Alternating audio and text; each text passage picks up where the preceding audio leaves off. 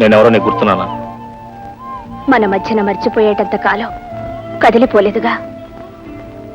గుర్తున్నందుకు చాలా సంతోషం. కానీ నేను ఇక్కడికి ఎందుకు వచ్చాను నీకు తెలుసా? ఎవరి జీవితంలోకి ఎవరు ఎందుకు ఎప్పుడొస్తారో ఎవరికీ తెలియదు. చాలా పెద్ద మాటలు నేర్చుకున్నావే. జీవితం తను తిరిగే మలుపులతో మనిషికి ఎన్నో మాటలు నేర్పుతుంది.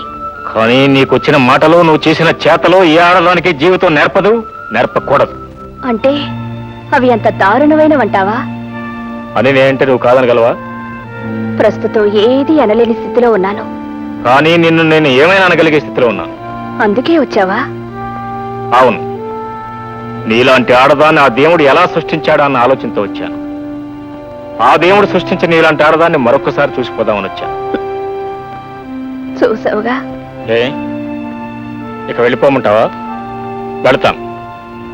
కానీ వెళ్లే ముందు నా గుండెలోంచి తీసుకొస్తున్న కొన్ని నిజాలు నీతో చెప్పి వెళ్తాను. నువ్వు మనిషివి కాదు, రాక్షసివి.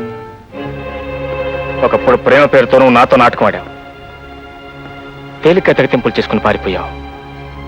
ఆ తర్వాత ఎవరిని పెళ్లి చేసుకున్నావు, వాడి ప్రాణాలు కూడా తీశావు. ఆడదంటే ప్రేమ, కరుణ, జాలికి మారిపోయారని అనుకున్నాను. కానీ అది నీ విషయంలో నిజం కాదని పచ్చి అబద్ధమని రుజువు చేశావు. ఆనాడు నువ్వు నన్ను కాదని రోజును కూడా నేను బాధపడ్డాను, కానీ నేను ద్వేషించలేదు. కానీ ఈనాడు నేను ద్వేషించడానికి కూడా నా మనసు అంగీకరించలేదు. నువ్వంటే నాకు అసహ్యం వేస్తోంది. నేనే జడ్జినైతే నీలాంటి స్త్రీకి ఈ లోకంలో చోటు లేదని, ఉండకూడదని ఒక్క కలంపొడితో శాశ్వతమైన శిక్ష విధించేవాడిని. నువ్వు జడ్జి అయి ఉంటే నేను చాలా అదృష్టవంతురాలు అయి ఉండేదాన్ని. రేపు జడ్జిగా ఉండే పెద్ద మనిషి నీలాంటి మనసున్నవాడే కావాలని భగవంతుడి కోరుకుంటున్నాను.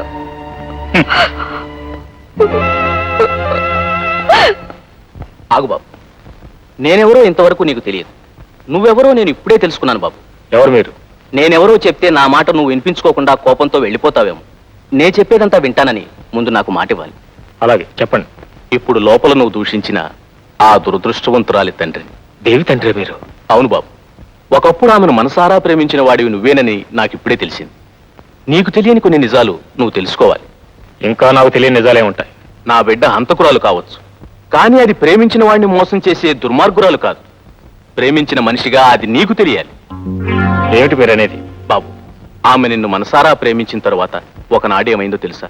బహుశా ఆనాడు నువ్వు ఊళ్ళో లేవనుకుంటాను. డాన్స్ స్కూల్లో తన పాఠాలు ముగించుకొని ఈ రోజుకి పండి, రేపు రండి, ముందు నమస్కారం పెట్టి పూడ్చుకోండి. మీరు కూడా పెట్టి పూడ్చుకోండి. శీఘ్రమే ధిత్తై ధిత్తై ప్రాప్తిరస్తు.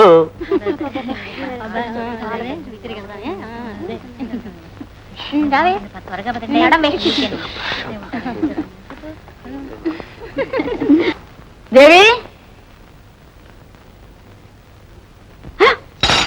అమ్మా దేవి, దేవి, అమ్మా దేవి, దేవి,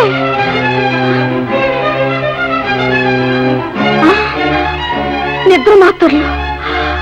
దేవి, ఎంత పని చేసావమ్మా? ఏమండి, ఏమండి, చూడండి, చేశాడు, నిద్ర మాత్రలు మింగేసింది. అమ్మా దేవి, ఏమండి, ముందు డాక్టర్ని తీసుకురండి. అలాగే. అమ్మా దేవి.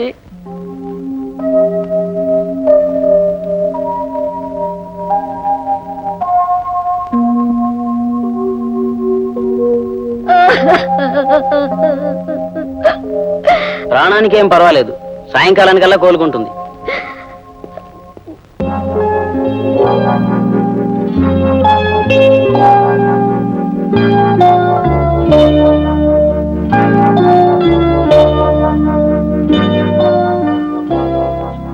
అమ్మా దేవి, ఎందుకమ్మా అంత దారుణానికి తెగించావు? నీకేం తక్కువైందమ్మా? నిన్ను ఎవరేం చేశారమ్మా? అమ్మా, నన్నేమి అడగొద్దు. చావబోయే నన్ను బ్రతికించారు. కానీ బ్రతికున్న నేను చచ్చిన దానితో సమానం అమ్మా. అందుకే నన్నేం అడగండి అమ్మా. అవేం మాటలమ్మా? కళకళ్ళాడుతూ తిరగవలసిన నువ్వు ఇలాగుంటే ఎలాగమ్మా? అసలేం జరిగింది? నన్నేం అడగొద్దన్నాను. సరేనమ్మా, కానీ ఒక్క మాట అడుగుతాను. నీ ప్రాణం తీసుకుని కన్న తల్లినైనా నాకు కడుపు కోత మిగల్చడానికి మళ్ళీ ప్రయత్నం చేయకమ్మా. అలాగని మాట ఇవ్వు.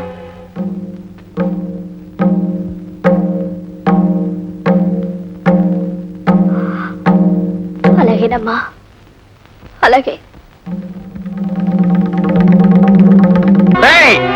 దౌర్భాగ్యుడా, డాన్స్ స్కూల్ పేరుతో పెళ్లి కావలసిన ఆడపిల్లల బ్రతుకులతో ఆటలాడతావట్రా? నిన్ను ఈ క్షణంలోనే చంపేసి నేను జైలుకు పోగలనరా. కానీ నా బిడ్డ గురించి ఆలోచించి ఆ పని మానేస్తున్నానరా. మర్యాదగా నా బిడ్డ మెడలో తాళి కట్టాలి, లేకపోతే నిన్ను కుక్కను కాల్చినట్టు కాల్చి పారేస్తాను. ఏమంటావురా? సరే సార్, సరే.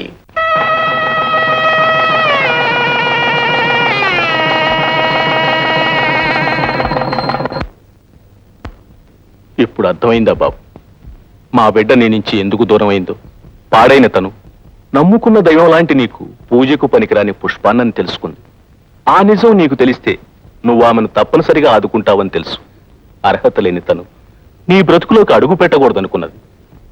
లోపల బాధను దాచుకొని పైకి నీ ఎడల నిర్లక్ష్యాన్ని నటించి నీచే ద్వేషింపబడి నిన్ను దూరం చేసుకుంది బాబు. అంత పవిత్రమైన దేవతను నేను దారుణంగా దూషించింది. ఆమెకు ఏ రకంగా క్షమాపణ చెప్పుకుంటే నా పాపానికి ప్రాయశ్చిత్తం కలుగుతుంది? పేరున్న లాయరు నిజాన్ని రుజువు చేసి ఆమెను నిర్దోషిగా నిరూపిస్తే చాలు. అంటే దేవి నిర్దోషిని నువ్వు కూడా నమ్మలేవా బాబు? ఒకప్పుడు ఆమెను ప్రేమించావు. పువ్వును తెంచడానికే బాధపడిపోయే నా బిడ్డ ఇంత దారుణమైన హత్యను చేసిందంటే నమ్ముతావు బాబు? దాన్ని అర్థం చేసుకున్న మనిషిగా చెప్తున్నాను, అది ఖచ్చితంగా నిర్దోషి.